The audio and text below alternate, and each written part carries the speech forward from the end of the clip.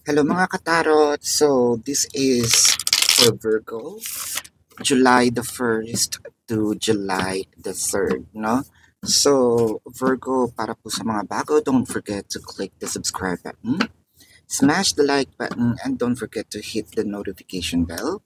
Kung gusto niyo po ng dalawang reading sa akin, meron po tayo dun sa kabilang channel, that is Babaylan TV. No, yan po ang ating unang channel catered for our international audience. Ayan.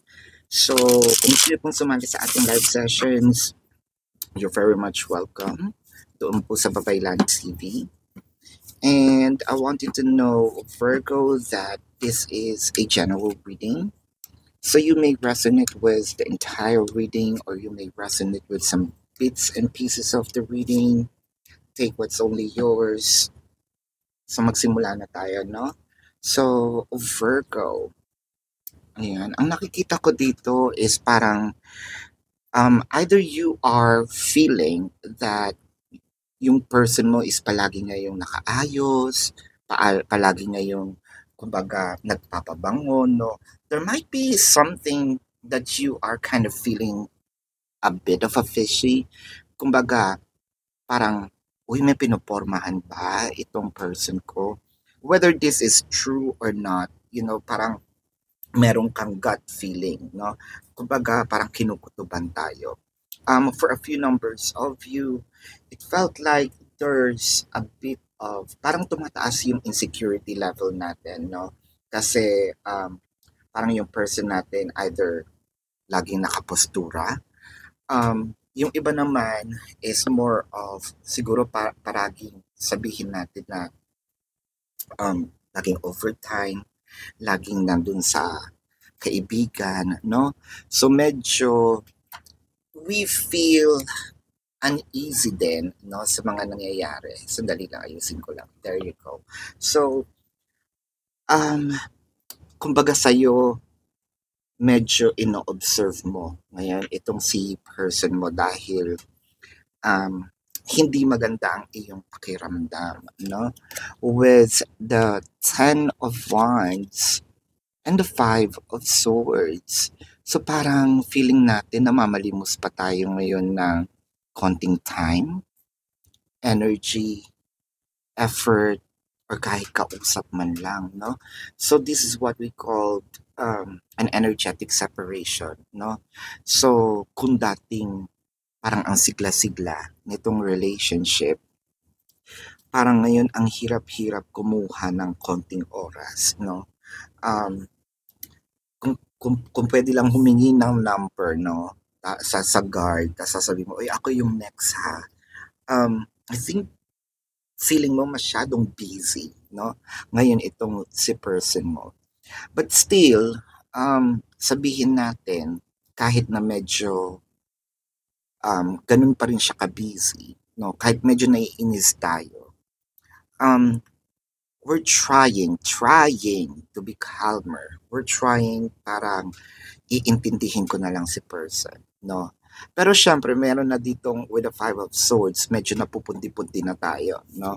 Medyo nakakapagtanong na tayo. Let's clarify the Ten of Wands. The Nine of Swords and the Tower. Ayan. So, for a few numbers of you, baka hindi nga siya palagi nang umuwi, no? With the Nine of Swords here, parang nawawala din kasi yung connection. Whether it is in physical form or in energetic form.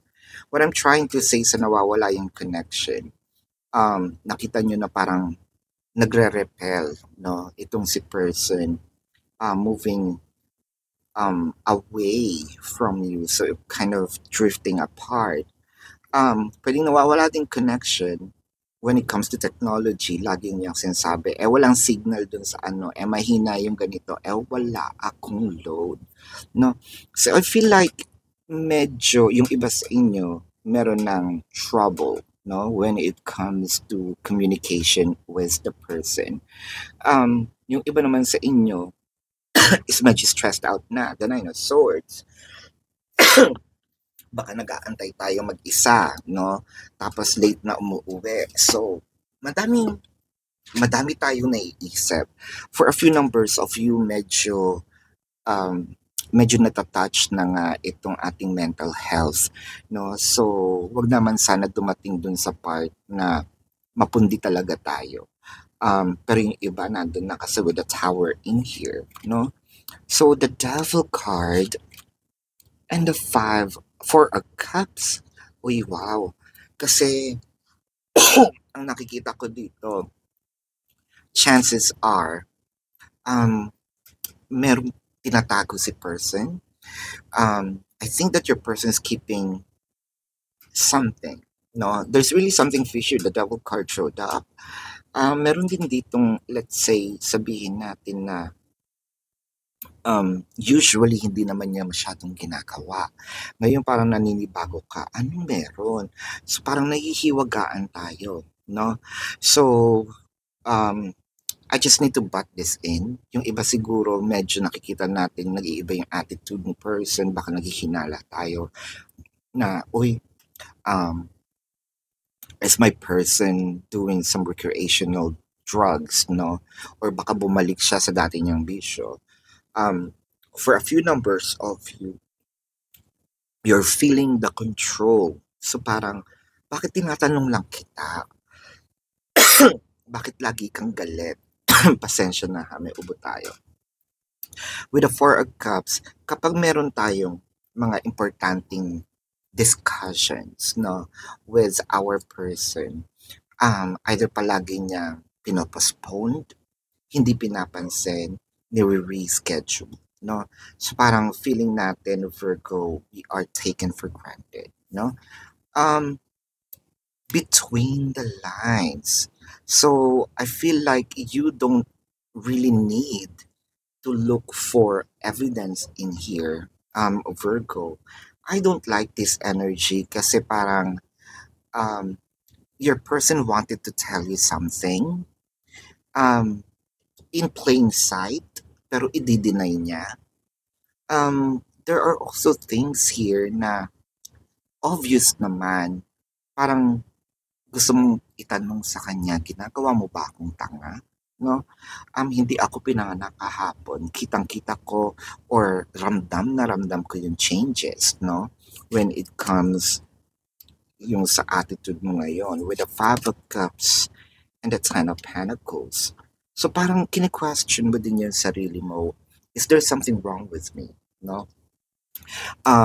There's also something here na parang sinasabi mo rin na um, mali ba ako ng decision sa buhay?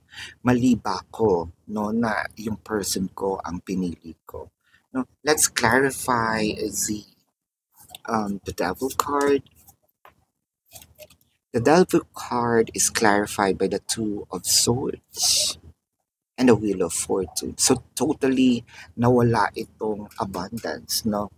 Either in literal form, na nawala talaga yung abundance ni person, na nawala ng pera, or nawala yung sabihin natin time, energy, effort, no? Yung init, no? Yung lambing. Let's also clarify the Five of Cups because I can feel the regret. There might be something here that could be, let's say, you're regretting a specific decision. With the Moon card and the Two of Wands, I feel like bakit ko ba kasi hinayaan at first, no? Una pa lang dapat hininto ko na. Una pa lang dapat I called them out, no? Pero kasi because of my leniency, I felt like yun yung parang naging mitya, no? Kasi nga ang sinasabi natin dito, eh, hindi ka naman umaaray, no? So parang feeling ni person, okay lang naman. With the Ten of Cups and the Hermit. So I feel like nangyayari na ito, no, for quite a while. I am also feels like itong attention, affection ni person is napupunta talaga sa iba. There's actually a Ten of Cups here, so I can see reconciliation, no? And probably, this is just the pace ng inyong buhay pag-ibig. Um, but with the Hermit in here, parang magtatagal bago siya maliwanagan. Well, at least maliliwanagan, no? Kasi with the Hermit, they do not have a specific time up until they get enlightened, no? And the Ten of Cups. So it felt like, as you can see, it's really kind of dark and parang hinahanap ko, no? Yung pag-ibig na nawala. It's supposed to be with me. Ang buong akala ko nasa akin. Ngayon, hinahanap ko siya, no?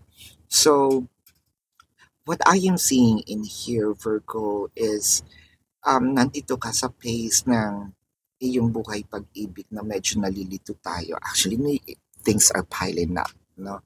Nalilito tayo, medyo hindi natin alam ang magiging decision at hindi tayo makapag-desisyon, no? Bukod sa wala tayong proof, wala din tayong parang sabihin natin um, strength, no? To either let go. There might be some issues, but you would rather, stay and fix the issue rather than walking away. And that's actually good. No, um, this is your current situation, no, Virgo. So let's check the zodiac sign of your person to confirm. So I am seeing you might be connecting. This might be their sun sign or a placement in their chart. Leo, Pisces, Scorpio, Taurus, Cancer. It might be Kapwa Virgo, no? Um, Capricorn, Sagittarius.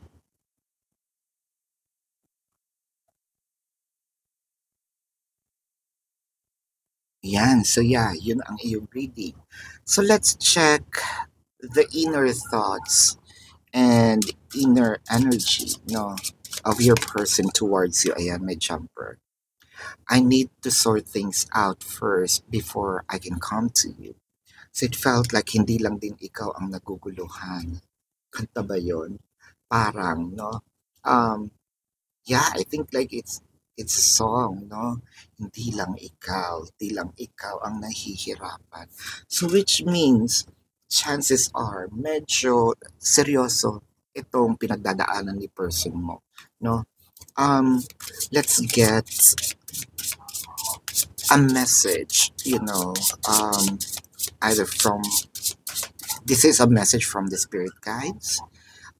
You might call it a message from your higher self, guardian angel, universe, whatever you want to call it. This is something beyond our realm, no?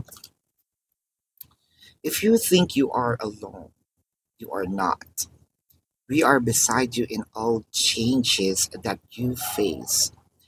Trust that outside sources will always be working with you to ensure the best outcome of every situation we have. Best outcome of every situation. We have your best interest at heart and we love you. So it felt like ang sinasabi nila dito, you might be in a challenging situation pero hindi ka papabayaan, no? So I believe that you need to talk to them, um, ask for more guidance. I think that they are leading you something but it felt like na nagbubulag-bulagan tayo or hindi natin nakikita, no? Pero there's something here that they wanted to tell you. And ang nakikita ko dito, it's much better if you can talk to them and connect with them for more clarity and to resolve the issues, no? So Virgo, this is your reading. Again, para po sa mga bago, don't forget to click the subscribe button, smash the like button, comment below kung kayo po ay nakaka-resonate and hit the notification bell. Kung gusto niyo po ng dalawang reading sa akin, might as well, no, check the other channel, that is Babaylan TV. Yan po ang ating unang channel catered for our international audience. And kung gusto nyo rin pong ng sumali sa ating live sessions. Nasa kabilang channel po yun. Zaris Babaylan TV as well. So, pwede naman din po kayo magtanong sa comment section as long as the question is answerable by yes or no. Pero kung feeling nyo po hindi kayo masasatisfy sa yes or no na sagot lang, no, sa description box po ng video na ito, there is a link. All you have to do is to either click the link or copy the link. Mararoute po kayo dun sa aking website, no? And then sa website po, nandun po yung drop downs or forms, no? Nandun po yung information, how much per question, no? Yung QR code, modes of payments. And I also have a promotion of 4 questions plus 1. No, so take advantage of it. And if you also want to book a personal reading, nandun din po yan sa description box, no? Nandun din po yan sa link. So pakibasa na lang. Love and light to you. Namaste and see you po sa susunod na reading. Goodbye, Virgo.